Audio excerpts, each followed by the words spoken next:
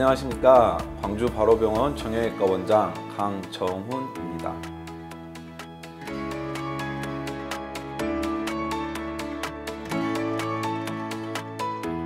네, 골다공증이란 것은 우리 몸을 지탱해주는 뼈, 이 뼈가 약해지는 것을 골다공증이라고 합니다.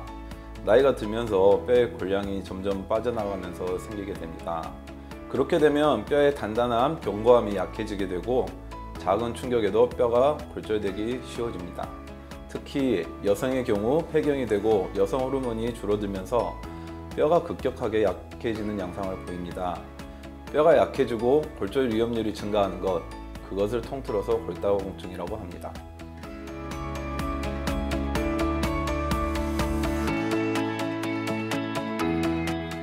건강보험심사평가원에 따르면 2012년에는 79만 명이던 골다공증 환자 수가 2014년에는 82만 명으로 점점 증가하고 있는 추세입니다. 특히 전체 진료 인원 중에 93.2%가 여성 환자로 여성의 골다공증 발병률이 남성보다 13배 이상 높은 편입니다.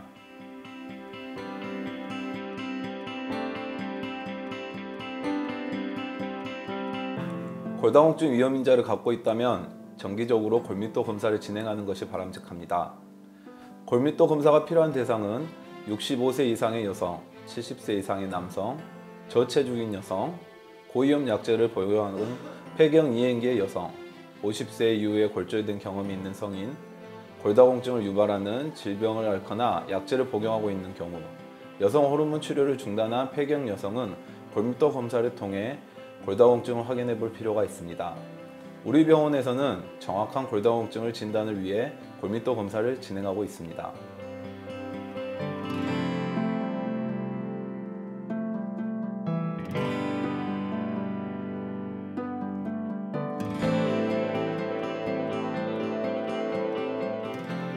골밀도 검사란 쉽게 표현하면 뼈가 단단한지의 여부를 알아보는 것입니다.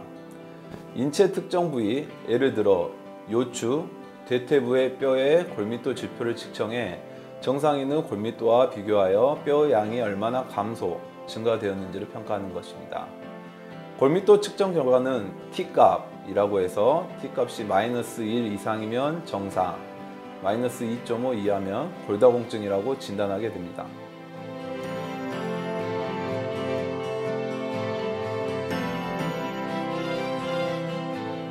첫째는 운동입니다. 신체 리듬을 잃지 않도록 운동을 해야 합니다. 나이가 많아지면서 나가기도 귀찮고 살찌고 해서 운동을 안 하게 되는데 이렇게 되면 점점 뼈 건강과 멀어지게 되는 것이죠. 따라서 걷기, 요가와 같이 가볍게 몸을 움직이는 운동들이 도움이 됩니다. 두 번째는 약물 치료입니다. 골다공증 약물 치료로는 가장 오랜 기간 동안 사용되어 온 비스포스포네이트 계열의 약이 일주일에 한 번, 한 달에 한 번 처방됩니다. 골다공증 치료를 위해 꾸준하게 약물을 복용하는 것이 바람직합니다. 그런데 이 골다공증 약의 특징이 흡착성이 높고 흡수력이 낮기 때문에 무엇보다도 올바른 복용법으로 꾸준하게 복용하는 것이 중요합니다. 약물을 복용하면서 위나 식도 등 소화기관에 약물이 남게 되는 것을 흡착성이라 하고, 약물 복용 후 그 약물이 우리 몸에 퍼져서 약효를 발휘하는 것을 흡수력이라고 하는데요. 골다공증 약물은 흡착력이 높아서 복용 후 속 쓰림의 문제가 발생하고 이를 방지하기 위해 30분 동안 서 있어야만 합니다. 또 흡수력이 낮아서 공복에 먹고 물을 많이 먹어야만 합니다. 이런 까다로운 복용법 때문에 많은 환자분들이 약물 복용을 중단하는 경향이 있죠.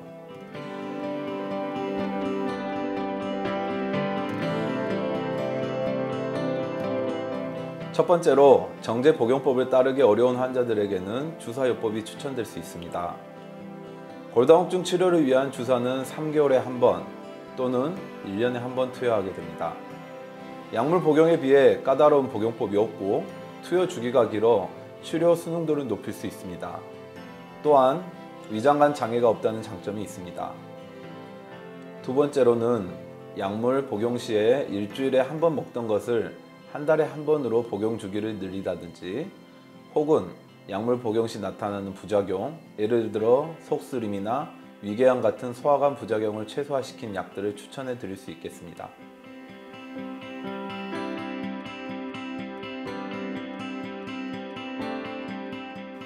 어떤 약물이든 부작용이 없는 약은 없습니다만 최근 출시된 마시는 제형의 골다공증 치료제는 상부 위장관을 통과하는 속도가 빨라 위장관이 약한 노인 환자에게 도움이 될 것이라고 생각됩니다.